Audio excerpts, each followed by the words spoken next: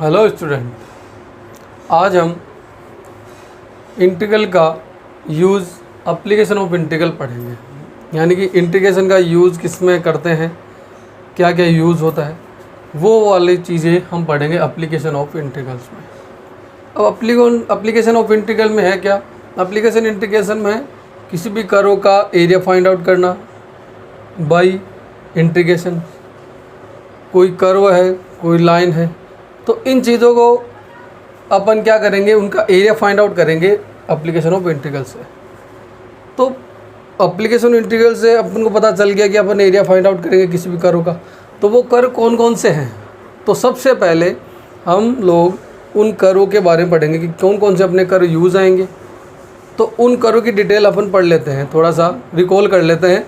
जो हमने 11th class में कर्व्स पढ़े थे उनका यूज़ आएगा यहाँ पे। तो वो कर्व अपन वापस यहाँ पे थोड़ा सा रिवीजन कर लेते हैं, उनके डायग्राम्स का, उनमें क्या क्या चीज़ें होती है। तो चलो स्टार्ट करते हैं अपन उन कर्व्स के बारे में। तो सबसे पहला कर्व लेते हैं अपन। सबसे पहला कर्व है स्ट्रेट लाइन। स्ट्रेट लाइन, तो देखिए सबसे पहला कर्व है स्ट्रेट लाइन। स्ट्रेट लाइन में अपने पास पहला पॉइंट है इंटरसेप्ट लाइन। इंटरसेप्ट लाइन, वही इंटरसेप्ट लाइन। इंटरसेप्ट लाइन आप लोगों ने पढ़ी थी 11th क्लास में। तो किस फॉर्म की होती थी? वो इस फॉर्म की होती थी, just suppose x upon A plus Y upon B equal to 1। यही तो लिखे थे, x upon A plus Y upon B equal to 1। अब ये यहाँ पॉजिटिव है, तो आप इसको क्या सपोज करते थे? इसका डायग्राम कैसे बनता था? इसका डायग्राम क्या था? इसका डायग्राम था ऐसा, X Y x dash Y dash. इसका डायग्राम बनता था ये। और यहाँ से इस ओरिजिन से लेके ये डिस्टेंस होती थी ए, और यह इस यहाँ से लेके ओरिजिन से लेके ये डिस्टेंस होती थी बी। क्यों? एक्स के अपॉन डिस्टेंस ए है, वाई के अपॉन डिस्टेंस वाली बी।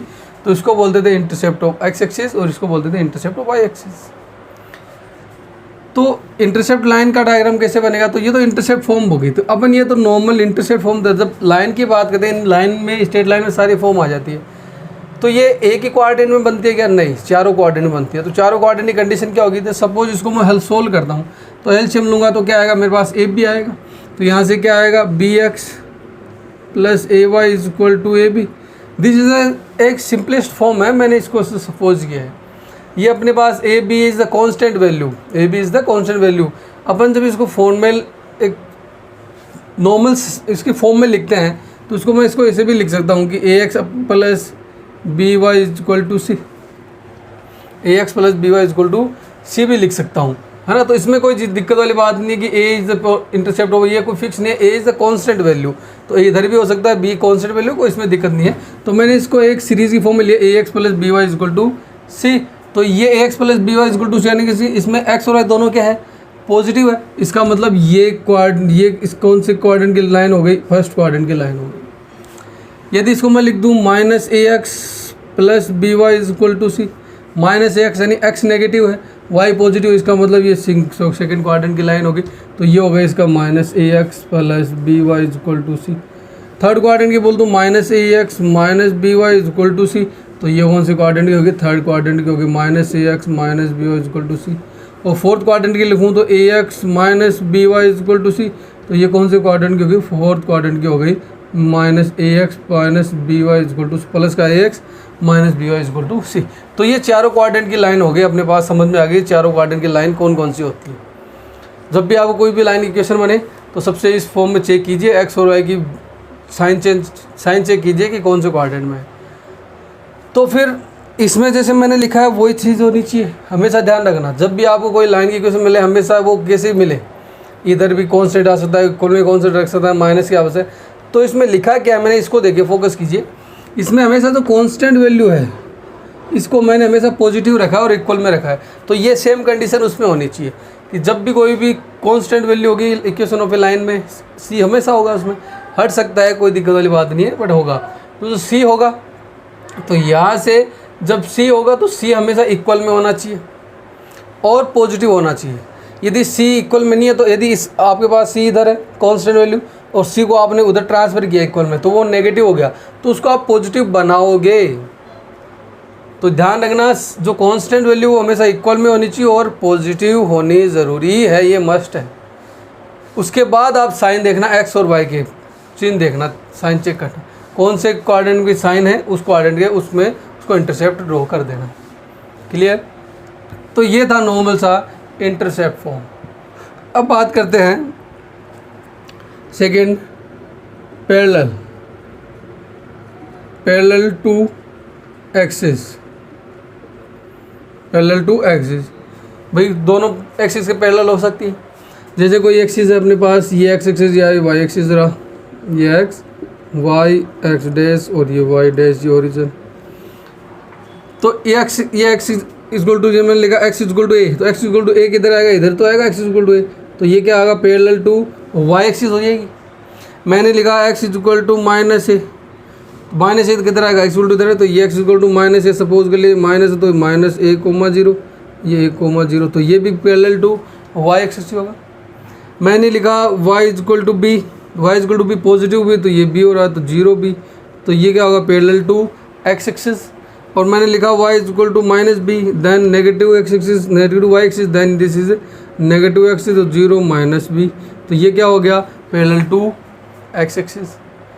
है पैरेलल सभी के, तो ये ध्यान रखना ये हो गया parallel to axis, parallel to axis. अब बात करते हैं थर्ड फॉर्म इसकी लाइन की, इसको मैं इरेज करता हूँ। आप नोटबुक में इसको आप बना लीजिएगा, इनका यूज़ बहुत आएगा, काम भी बहुत ज़्यादा आएंगे आपको जब इनका डायग्राम बनाओगे, एप्लीकेशन मटेरियल में यूज़ करोगे।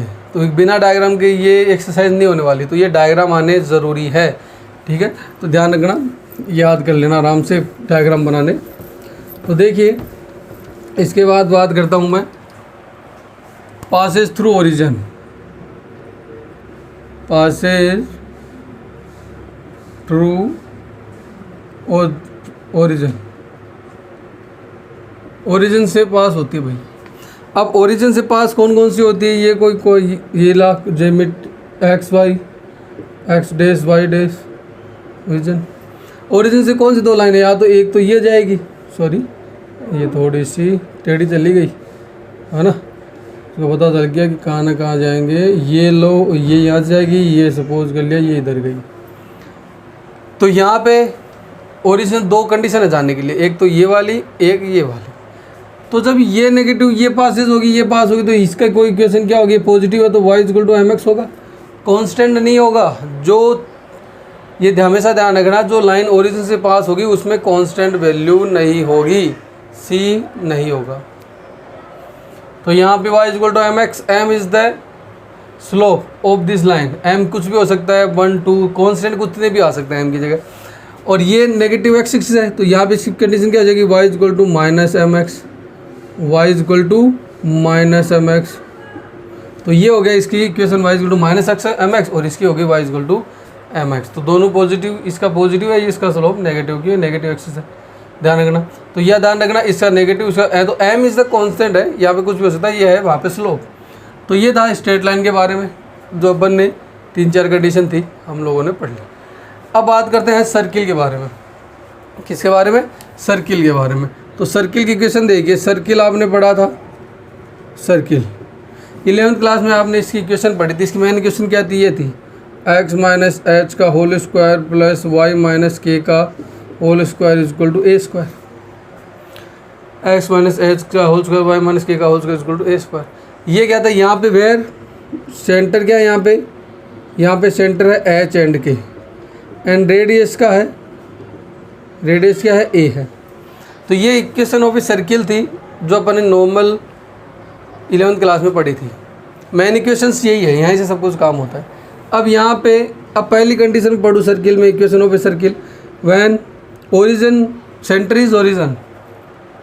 जब इस सर्किल के जो सेंटर ओरिजिन हो जाए तो उसका इक्वेशन क्या हो जाएगी, तो ओरिजिन हो जाएगा, तो क्या होगा देखो, 0 0 तो एच और 0 तो क्या बचेगा, x square plus y square is equal to a square. तो इसका सेंटर क्या है भाई, इसका सेंटर है अपने पास 0 0 यानी ओरिजिन, और रेडियस यही रह गई, रेडियस ए रह गई। तो इसका डायग्राम क्या बनेगा, डायग्राम सबका आना ज़रूरी है भाई।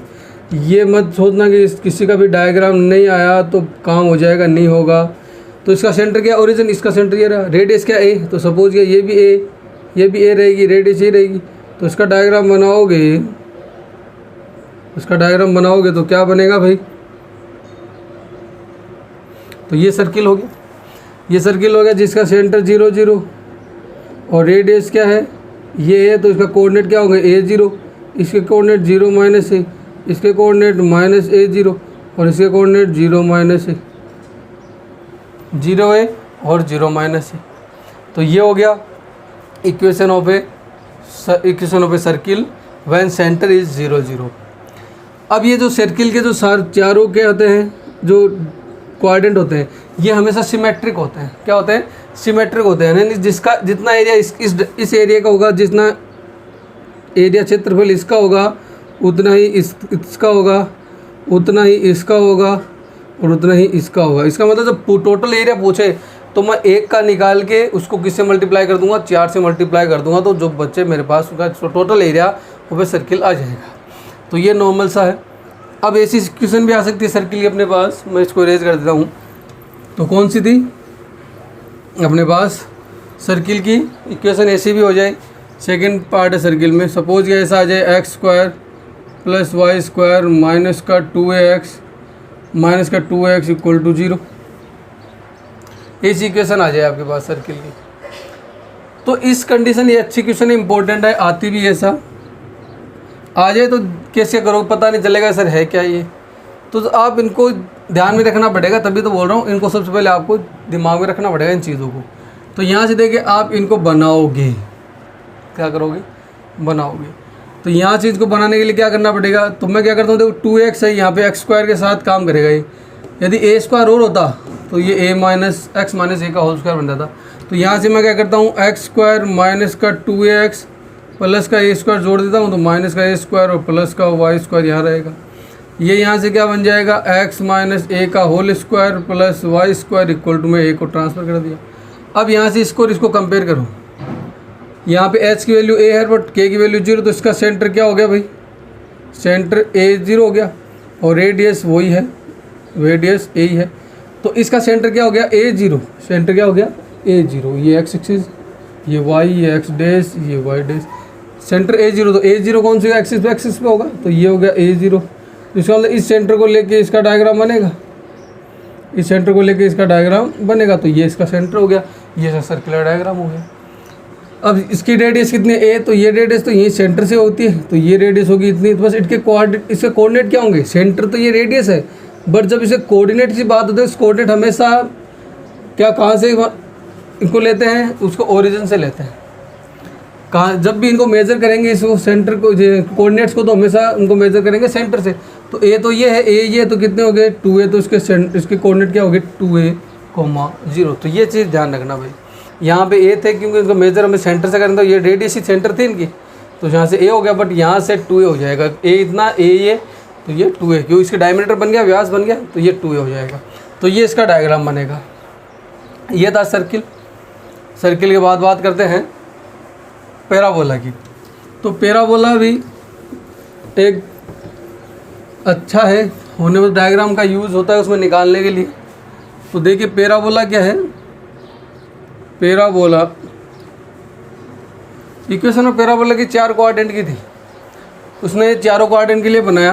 तो चारों कोऑर्डिनेट के लिए इसने पहला क्या था, पहला नॉर्मल लेते हैं y² = 4ax, y² = 4ax, y² 4x। तो यहाँ से क्या था, y² 4x की कंडीशन क्या थी, इसका डायग्राम बनता है ऐसे, इधर ये हो गया पैराबोला y² = 4ax। यहाँ पे x है और यहाँ पे पॉजिटिव है, तो x पॉजिटिव x की तरफ, ये ध्यान रखो, यहाँ x है और यहाँ पे पॉजिटिव है, कोई भी साइन नहीं है 4x के साथ, या 4 ये तो कांस्टेंट है, यहाँ हो भी सकता है नहीं भी, उसमें कोई दिक्कत नहीं, x होगा ज़रूर। x पॉजिटिव है तो पॉजिटिव एक्सिस, यदि नेगेटिव होता तो नेगेटिव एक्सिस हो जाता। अब यहाँ पे इसका फोकस होता है, क्या होता है फोकस, इसके कोऑर्डिनेट क्या होते हैं, यहाँ से ये a लिखा है तो इसका A0 फोकस होता है, और ये होती है इसकी लेटस रेक्टम, क्या होती है, इसको बोलते हैं लेटस रेक्टम। तो इसका फोकस क्या हो गया, फोकस क्या हो गया, कोऑर्डिनेट क्या हो गया A0। तो लेटस रेक्टम क्या होता है, लेटस रेक्टम इसकी लेंथ ऑफ लेटर सेक्टम है, इसकी लेंथ ऑफ लेटर सेक्टम होता है 4a। और इसके जस्ट पीछे क्या होती है, यहाँ पे डायरेक्ट्रिक्स होती है। क्या होती है? डायरेक्ट्रिक्स, बट यूज़ नहीं है डायरेक्ट्रिक्स का, बट अपन पूछ लेते हैं डायरेक्ट्रिक्स होती है। और इसकी डिस्टेंस जितनी ये ओरिजिन से होती है, ये ओरिजिन है इसका, इसको शीर्ष बोलते हैं, वैसे वर्टेक्स बोलते हैं इंग्लिश में। तो जितनी डिस्टेंस पे ये होगी उतनी डिस्टेंस पे ये होती थी। ए डिस्टेंस है तो ये भी ए डिस्टेंस पे होगी, नेगेटिव है, 0 हो जाएगी, बस और कुछ नहीं है। तो ये नॉर्मल सा जो अपने पास पैराबोला था first y square equal to 4x, उसके बारे में थोड़ा नोट अपन ने जानकारी ली है, इन्फॉर्मेशन ली है। ये भी सिमेट्रिक होता है, जितना एरिया उसका होता है उतना ही एरिया इसका होता है। तो ये ध्यान रखना, सिमेट्रिक होते हैं ये भी, सर्किल भी। अब इसका सेकंड बात करते हैं। सेकंड क्या था अपने पास?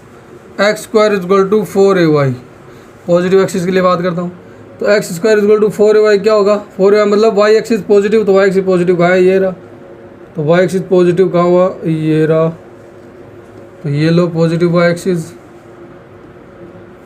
सॉरी पॉजिटिव वाई एक्सिस, और ये नेगेटिव एक्सिस, ये लो।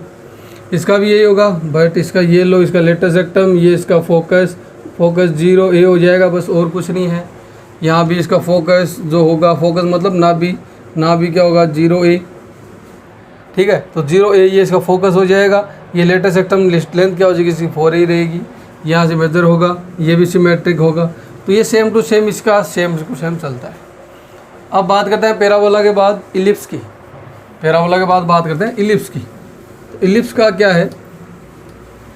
इलिप्स में दो ही डायग्राम अपने पास, इलिप्स में दो ही टाइप्स के हैं। फर्स्ट टाइप का इसकी इक्वेशन होती है x square upon a square plus y square upon b square equal to 1। इसमें दो कंडीशन होती है ए और बी के अंदर। जब पहली कंडीशन, जब ए ग्रेटर देन बी होता है, ए बड़ा होता है, इसका मतलब ए किसके नीचे? एक्स के, एक इसके नीचे एक्स, इसका मतलब एक्स एक्सिस बड़ा हो गया। तो इसका डायग्राम क्या बन जाएगा? ये लो, इसका डायग्राम बन जाएगा ऐसा। ये बन जाएगा कब? जब एक्स एक्सिस ग्रेटर होगा, एक्स एक्सिस ग्रेटर होगा। क्यों? एक्स बड़ा है तो एक्स का मान क्या है? ए बड़ा है, एक इसके नीचे एक्स के, तो मतलब एक्स एक्सिस बड़ा हो गया। तो ये हो गया इलिप्स। जब ए ग्रेटर देन बी होगा तो इसके कोऑर्डिनेट क्या हो जाएंगे? एक्स के कोऑर्डिनेट क्या है? a0, यहाँ पे क्या हो गया? Minus a0। वाई एक्सिस के लिए वाई के नीचे क्या है? b है, तो 0b, और इसके कोऑर्डिनेट क्या होंगे? 0 माइनस b। ये ओरिजिन, इसका मतलब ये डिस्टेंस a है भाई, यहाँ से लेके a है, और ये डिस्टेंस यहाँ से लेके यहाँ कितनी है? b है। तो ये हो गया इलिप्स का। ये भी क्या होते हैं? सिमेट्रिक होते हैं, सारे के सारे सिमेट्रिक होते हैं। इसी की इक्वेशन सेकंड है, इसमें भी ये का ये है x square upon a square plus y square upon b square equal to 1। But ये कंडीशन है ए लेस देन बी। अब इसे बी बड़ा कौन है? बी हो गया, ग्रेटर कौन हो गया? बी। इसका बी किसके नीचे है? वाई, इसका मतलब वाई एक्सिस बड़ा। तो ये क्या हो जाएगा भाई? ये ऐसे बन जाएगा। इसमें कोई ऐसा कुछ है नहीं, इसमें ऐसा बस डायग्राम बनाना है, एरिया सेम ही निकलेगा। तो ये ध्यान रखना बस आप। तो इसके कोऑर्डिनेट ये रहे, ये ओरिजिन, ये x Y, x dash Y dash. यहाँ से इसके कोऑर्डिनेट भी क्या होंगे? a0, इसके भी कोऑर्डिनेट माइनस a0, इसके कोऑर्डिनेट 0b, इसके कोऑर्डिनेट भी 0 माइनस b। इसकी लेंथ a हो जाएगी यहाँ से लेके, और यहाँ से लेके यहाँ तक b हो जाएगी। वही सिमेट्रिक, ये भी सिमेट्रिक होगा। तो ये भी इसका बेस एरिया भी क्या होंगे? सिमेट्रिक होंगे।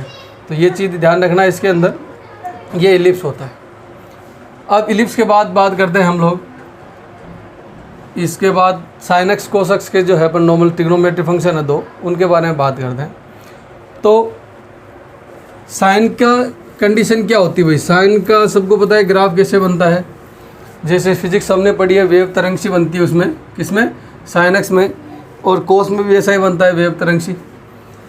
बट वो हमेशा चलते रहते हैं। साइन एक्स की बात करता हूँ मैं, इसका x बिलोंग्स टू -2π टू 2π, 2π से लेके 2π तक की बात कर रहा हूँ अभी। तो ये लो -2π टू 2π, तो ये लो 2π, ये लो 2π, यानी 0। यहाँ से क्या हो गया? π/2, ये पाई, ये 3π/2, और ये 2π। यहाँ से -π/2, ये -π, ये क्या हो गया? यहाँ से ये लो, यहाँ से क्या अपने पास? -3π/2 और -2π। यह है इसका साइन एक्स का जो डायग्राम है आगे चलता रहता है, इसे रुकता नहीं है भाई। आगे तो मैंने खाली -2 to 2 के बिटवीन बात की।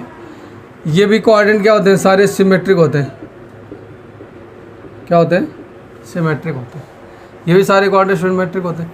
इसका मतलब यहाँ से लेके यहाँ 0 to π/2 ये एरिया निकलता है, यहाँ से π/2 to π ये एरिया है, ये π to π 3/2, यानी कि सिमेट्रिक है तो ये सेम होते एरिया देते हैं। सीधी सी बात है। एक का निकालोगे तो जितने का पूछा है उतने का आपको मिल सकता है, और कुछ भी ऐसा इसमें नहीं है। कोसेक्स की बात करें, कोसेक्स में भी एक्स क्या लेता हूँ मैं, -2π to 2π की बात करते हैं। तो इसमें क्या होगा, इसमें कहाँ से चलता है, इसमें 1 से चलता है। तो देखो ये 1 से स्टार्ट होगा, तो ये भी 1 से थोड़ा सा ज़्यादा चला गया, तो ये लो, और यहाँ से भी ये लो, तो यहाँ से ये हो गया। तो ये वर्ग यहाँ पे पूरा का पूरा, ये 0 π/2 π 3π/2 ये 2π, यहाँ भी क्या होगा -π/2 -π -3π/2 -3π/2 माइनस का 2π। तो ये सेम ये भी सिमेट्रिक होते हैं। जितना एरिया ये सेम सारे सिमेट्रिक होते हैं। इसका एरिया निकालेंगे तो कितना भी एरिया पूछे एक निकाल लो, जिससे जितने पूछे उससे मल्टीप्लाई कर दो। तो ये इसका सिमेट्रिक हो गया, साइन और कोसेक्स का नॉर्मल ग्राफ हो गया। अब बात करते हैं मॉडुलस के ग्राफ के बारे में कि मॉडुलस वाले फंक्शन के ग्राफ कैसे बनते हैं। तो मॉडुलस का सबसे पहले बात करते हैं अपन y = mod ऑफ x। तो मॉडुलस के बारे में बात करेंगे। तो मॉडुलस फंक्शन अपने पास, तो पहला है अपने पास y = mod ऑफ x।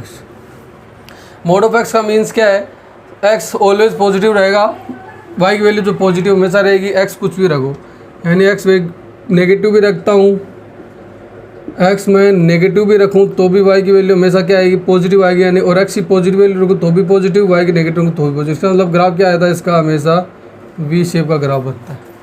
किसका, मॉडुलस फंक्शन का हमेशा v शेप का ग्राफ बनता है। ये v शेप होने का तो इसका मतलब मैंने रखा था, इधर क्या था, इधर x की वैल्यू पॉजिटिव रख रहे हो तो y भी क्या आ रहा है, पॉजिटिव आ रहा है। इसका मतलब मैं y की वैल्यू पॉजिटिव आ रही है, x रख रहा हूँ, यानी जो x रखूँगा वही आ रहा है, 1 रखूँगा तो y भी 1 आ रहा है। मैंने क्या बोला, इस साइड में पॉजिटिव x रखता हूँ तो मेरे को वो पॉजिटिव y मिलता है, यानी +1 रखा तो +1 आएगा, 2 रखा तो 2 मिलेगा, 3 में रखा तो 3 आएगा, 4 रखा तो 4 आएगा। इधर क्या आ रहा है, इधर भी क्या आ रहा है, मैं x की वैल्यू नेगेटिव रखता हूँ तो भी मेरे पास y क्या आ रहा है, पॉजिटिव आ रहा है, y क्या आ रहा है, पॉजिटिव आ रहा है। इसका मतलब x की वैल्यू -1 रखूँ, इसके अंदर -1 रख रहा हूँ, x वैल्यू -1 रख रहा हूँ तो मेरे पास मिल क्या रहा है, +1 मिल रहा है। इसका मतलब जो मैं -1 रखा तो मेरे पास ये पॉजिटिव को बना, इसका मतलब बाहर माइनस था। इसका मतलब यहाँ एक्स इज कंसा नेगेटिव, तो ये क्या बन जाएगा, y = -x, y = -x। -1 रखोगे तो -1 +1, -2 रखोगे तो -1 +2। इसका मतलब ये हो गया इसका नॉर्मल यूज़।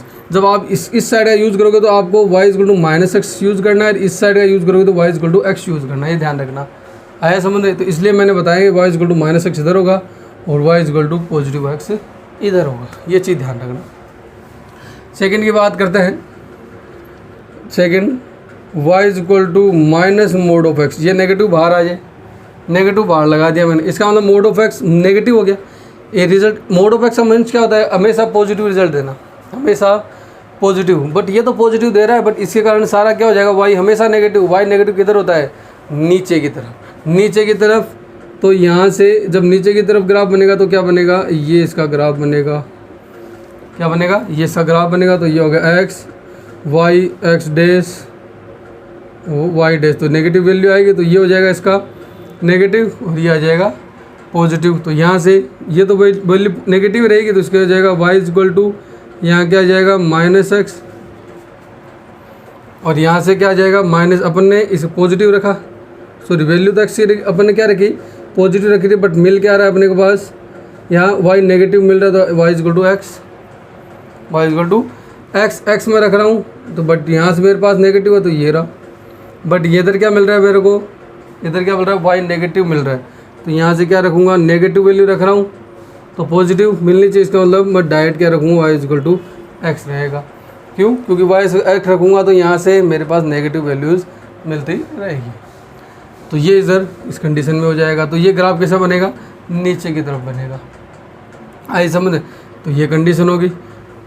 हाँ, तो ये कंडीशन होगी मॉडुलस फंक्शन 2 की। अब 2 और मॉडुलस फंक्शन पढ़ते हैं अपन कंडीशन के।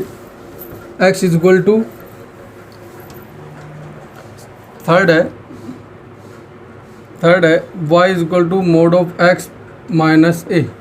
एक्स माइनस ए, जब भी मॉडुलस फंक्शन को आपका ग्राफ बनाना है तो उस मॉडुलस, मैंने इंटीग्रेट पढ़ाया था तब बताया था कि जब भी मॉडुलस का ग्राफ बनाता है उसको वैल्यू, उसको चेक करो वो जीरो कहाँ पर होता है, जीरो कहाँ पर होता है।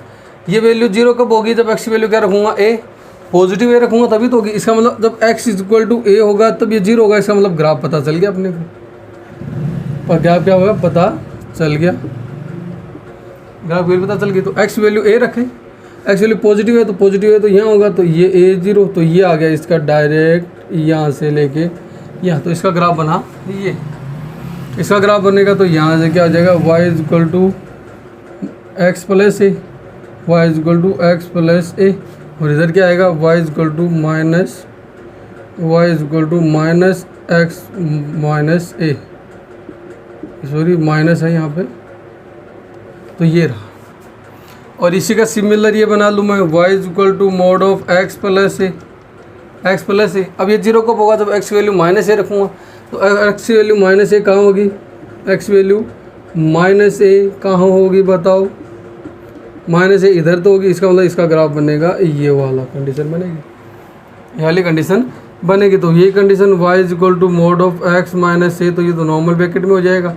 और इधर क्या हो जाएगा, y इक्वल टू माइनस का mode x minus a, sorry x plus ए है तो x प्लस ए। तो ये नॉर्मल इनके ग्राफ के बारे में समझने की बात हो गई। तो ये एप्लीकेशन ऑफ इंटीग्रल एक्सरसाइज पढ़ने से पहले ये ग्राफ हमारे लिए ज़रूरी है। तो ये अपने को पहले ग्राफ सारे आने चाहिए, उसके बाद अपन एक्सरसाइज के बारे में पढ़ें तो अच्छा रहेगा आपके लिए। तो इसलिए मैंने इनको, मेरे हिसाब से आपको इनके बारे में इंट्रो करवाया थोड़ा सा ग्राफ्स के बारे में, जिससे आपको एक्सरसाइज थोड़ी और ईजी लगे।